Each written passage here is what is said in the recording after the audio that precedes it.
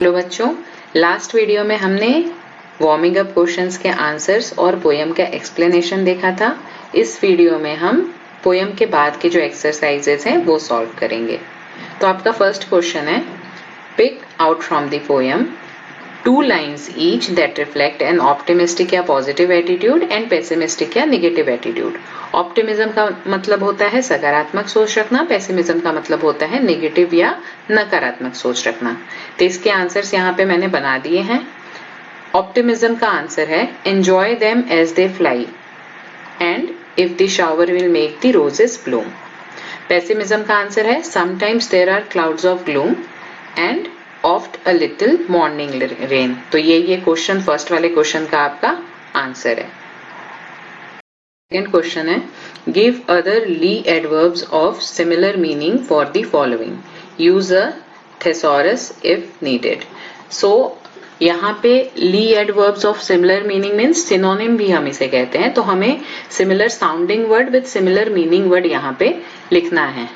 तो यहाँ पे नीचे में मैंने इसके आंसर्स लिख दिए हैं। रैपिडली का आंसर है क्विकली या स्विफ्टली। मेरिली का आंसर है हैप्पीली या चीयरफुली। ग्रेटफुली का आंसर है थैंकफुली। चीयरली का आंसर है चीयरफुली या हैप्पीली। मैनफुली का आंसर है करेजियसली, ब्रेवली या फियरलेसली। फियरलेसली का आंसर है ब्रेवली, फर्मली, करेजियसली या मैनफुली। ग्लोरियसली का आंसर है नाइसली, वंडरफुली या ब्यूटीफुली। विक्टोरियसली का आंसर है प्राइडफुली या ट्रायम्फेंटली। थर्ड क्वेश्चन है आपका, pick out 3 examples of interrogation rhetorical questions from the poem. Explain in your own words the point that each one makes. अभी इंटरोगेशन का मीनिंग होता है क्वेश्चन पूछना। आपने पिक्चरों में भी देखा होगा बोलते हैं कि पुलिस पकड़ के ले गई इंटरोगेशन के लिए। इसका मतलब है पुलिस पकड़ के ले गई क्वेश्चंस पूछने के लिए या सवाल करने के लिए। तो पोयम में ऐसे बहुत सारे पोएट ने लाइंस लिखी हैं जो वो हमसे क्वेश्चन कर रहे हैं। उन क्वेश्चंस को हमें आइडेंटिफाई करना है और वो यहाँ लिखना है और उनका साथ में एक्सप्लेनेशन भी देना है कि वो कहना क्या चाहते हैं उस लाइन से। तो आपका फर्स्ट आंसर है, if the shower will make the roses bloom, O why lament its fall. इसका एक्सप्लेनेशन है, trouble brings out the best and make us grow and hence we should not complain about the troubles we face. तो अगर हमें troubles और strong करते हैं तो हमें उसका अफसोस क्यों करना है, ये है इसका मीनिंग और एक्सप्लेनेशन। सेकंड आंसर है, what though sorrow seems to win over hope a heavy sway. इसका एक्सप्लेनेशन है, what if sorrow in our life are too many to keep our hope intact. The person is deeply in sorrow that he has no hope left to keep him going. Third आपका question है जो poem में, वो है, What though death at times steps in and calls our best away? इसका explanation है, if death takes away our loved ones or people whom we love the most, we should accept the truth and hope for the better times. Third question का ही second part है, explain the metaphor in the following lines. अभी metaphor का मतलब होता है कि हम किसी चीज को एक्सप्लेन करने के लिए किसी एग्जाम्पल का यूज करते हैं। जैसे फर्स्ट है, oft a little morning rain फोरटेल्स a pleasant day. अब इसका मतलब क्या है, तो आप आंसर में देखेंगे फर्स्ट वाला, morning rains refers to the dark and sad days of one's life and pleasant days refers to the good days of one's life. It means after a little sorrow और obstacles in our life follows the good days. Second है, sometimes there are clouds. Clouds आप answer में देखो, clouds are referred for problems and obstacles in our life.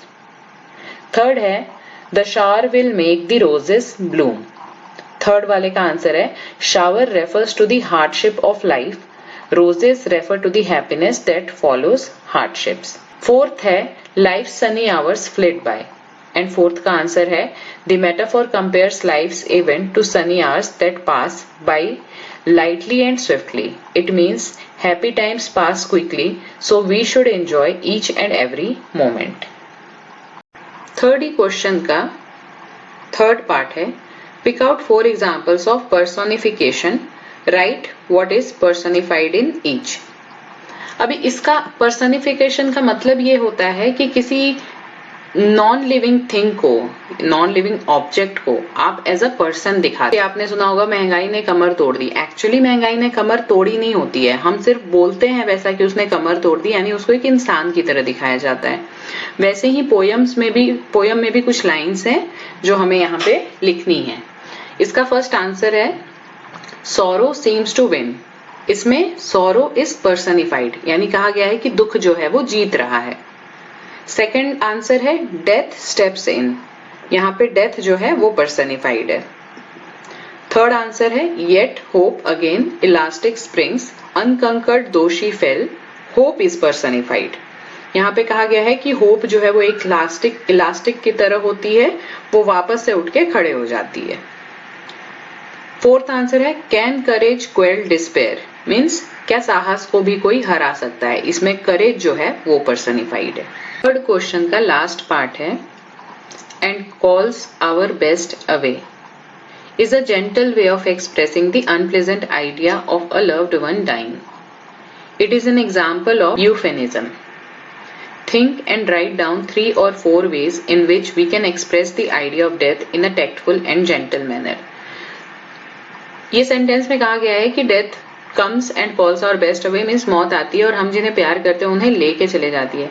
ये एक बहुत ही gentle या polite तरीका है ये बोलने का कि किसी की डेथ हो गई है। हम ऐसे सीधे नहीं बोलते कि वो मर गया, हम उसको एक जेंटल तरीके से बोलते हैं। तो इसमें एक तरीका जो पोयम में बताया गया है वो है and calls our best away. इसी तरीके के हमें 4 लाइन्स और लिखने हैं जिसमें जेंटल तरीके से बोला जाए कि उस इंसान की या उस पर्सन की जो है वो डेथ हो गई है। तो मैंने यहाँ आपके लिए 4 लाइन्स लिखी हुई हैं। फर्स्ट है he or she is no more. Second है he or she is in heaven now. Third है he or she is called by God. And fourth है he or she is resting in peace. Fourth and last question है and that's how I realized that courage and hope can help me overcome any major mishap or problem in life. Write an episode or experience from your own life that leads to the above conclusion. अभी इसमें जैसे poem में life को, problems को, obstacles को overcome करने के लिए हाउ होप इज इम्पॉर्टेंट वो पोएट ने बताया है या हाउ करेज इज इम्पॉर्टेंट, वैसे ही आपको अपने लाइफ की एक छोटी सी स्टोरी यहाँ पे लिखनी है जहाँ पे आपको बताना है कि कैसे आपके जीवन में कुछ डिफिकल्टीज आई, कुछ प्रॉब्लम्स आई, बट होप और करेज से आपने उसको ओवरकम कर लिया। तो मैंने यहाँ पे अपने एक्सपीरियंस से एक, जब मेरे स्कूल में हुआ था वो एक स्टोरी यहाँ पे लिखी है। आप सिमिलर यूज कर सकते हैं, आप यहाँ वहां थोड़ा करके यूज कर सकते हैं, but this is the answer. आप सिमिलरली अपने लिए भी बना सकते हैं। I love to play badminton and was preparing for a inter school tournament. One unfortunate day, I lost my balance while playing and fractured a tiny bone in my ankle. The tournament selection was 3 months away and I lost all hope of getting selected that year. Means मुझे badminton खेलना बहुत अच्छा लगता है, but मैं जब एक inter school tournament के लिए प्रिपेयर कर रही थी तो एक दिन अचानक मेरा बैलेंस बिगड़ गया और मैंने अपने एंकल का एक बोन छोटा सा वो फ्रैक्चर कर लिया। सिलेक्शन 3 महीने में होने वाला था और मैंने सारे होप छोड़ दिए थे कि उस साल मैं टूर्नामेंट में पार्टिसिपेट कर पाऊंगी। But my parents didn't lose faith and hope. Apart from the medical treatment, they used to spend more time with me, feeding my favorite food, to watch movies together so that I don't feel lonely. My grandparents used to take me for a walk every day and my sister helped me with the exercises doctor recommended. They encouraged me with stories of freedom fighters and sports personalities like Milkha Singh, which helped me to believe that this obstacle is too small in front of their stories and if they can do, so can I. मेरे parents ने मेरे ऊपर भरोसा नहीं छोड़ा, उन्होंने अपना hope नहीं छोड़ा। मेडिकल ट्रीटमेंट या डॉक्टर के पास जो भी ट्रीटमेंट करवाना था उसके अलावा वो मेरे साथ ज्यादा समय स्पेंड करते थे और मुझे मेरा अच्छा फेवरेट फूड खिलाते थे, हम साथ में मूवीज देखते थे ताकि मुझे अकेला फील ना हो। मेरे दादा दादी मुझे हर रोज वॉक पे ले जाते थे और मेरी बहन मुझे डॉक्टर्स ने जो एक्सरसाइजेस बताई थी उसके लिए हेल्प करती थी। मुझे सब मेरे फैमिली में मिलके एनकरेज करते थे और मुझे स्टोरी सुनाते थे हमारे फ्रीडम फाइटर्स की और स्पोर्ट्स पर्सनालिटीज जैसे मिल्खा सिंह। और मैंने सोचा कि जब ये इतनी बड़ी-बड़ी मुश्किलें पार करके अचीव कर सकते हैं अपने लाइफ में सक्सेस, तो मैं क्यों नहीं कर सकती।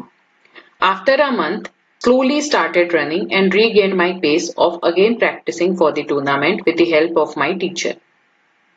1 महीने सारी एक्सरसाइजेस करने के बाद, रेस्ट करने के बाद मैंने धीरे-धीरे वार्म अप करना चालू किया, दौड़ना चालू किया, खेलना चालू किया और मेरे टीचर ने भी इसमें मेरी बहुत मदद की।